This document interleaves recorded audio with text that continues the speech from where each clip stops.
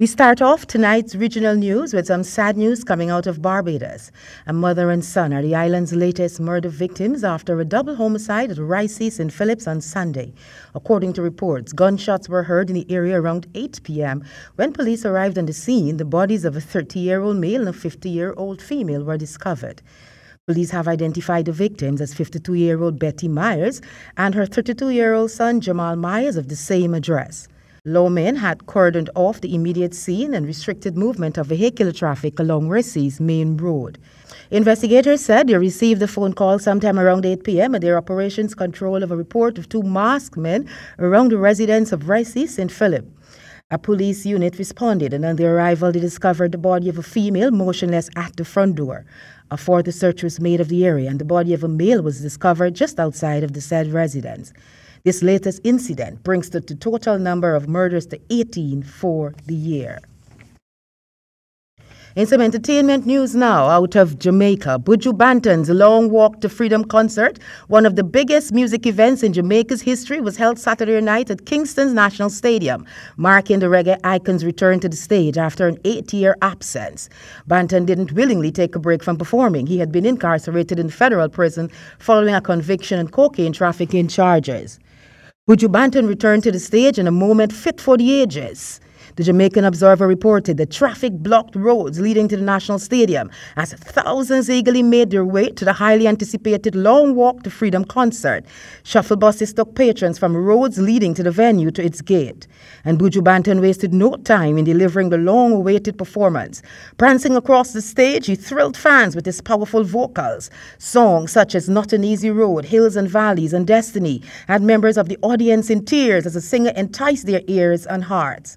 Banton, resplendent in a white suit, his waist-length dreadlocks freely swinging, he cut a striking figure. He opened his set with the prayer, chanting, "Oh, Lamb of God, have mercy on me." He closed his eyes and placed a hand on his forehead as he dropped to his knees for greater emphasis.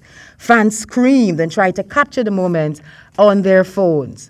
For the next 90 minutes, Banton chose songs from his extensive catalogue that helped convey the remarkable narrative that had led up to this long-anticipated moment, which was best summed up by his first selection, Not an Easy Road.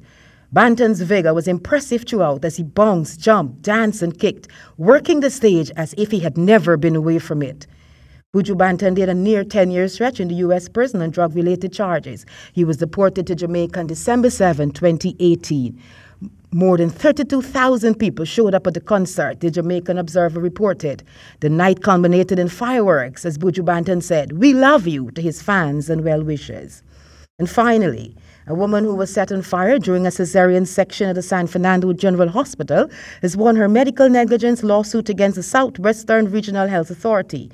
Justice Riken Ramin, presiding in the San Fernando High Court, found the hospital liable in the case of Antina Espinoza. On October 2016, Espinoza's pregnancy was full term and she went to the hospital and was admitted to the maternity ward for a cesarean section. A topical agent was administered to her skin in preparation for the procedure, and as is customary, a screen was placed to block her view of the surgery. In court document, Espinoza had said, "About a minute or so had elapsed when I heard one of the defendant's agents or servant shout, 'Fire!' The scene that was previously obscuring my view of the said procedure fell, and the defendant's agent and her servant began shouting that I was on fire. I became alarmed and I was forced to look away. At that time, I began to feel dizzy. Someone then replaced the screen while another put out the fire. An incision had already been made on Espinoza, who had to be administered oxygen as she began losing consciousness. She was later told that those attending to her treated her burns and the procedure was completed. She was not offered any explanation for how the fire happened or what had caused it. The hospital admitted that there was a fire and that Espinoza was burned. However, in its defense filed in May 2018, it was said that in preparation for the procedure, the method was in accordance with the best practice and its staff members acted within the general skill and competence of other professional medical staff carrying out a similar procedure. In her affidavit, Espinoza disagreed that the method followed was in accordance with best practices. "As I don't believe that best practice involves setting a patient on fire," she had said. In finding the hospital liable, Rahim ordered that damages and costs be assessed by a master of the court. Back to you, Siobhan.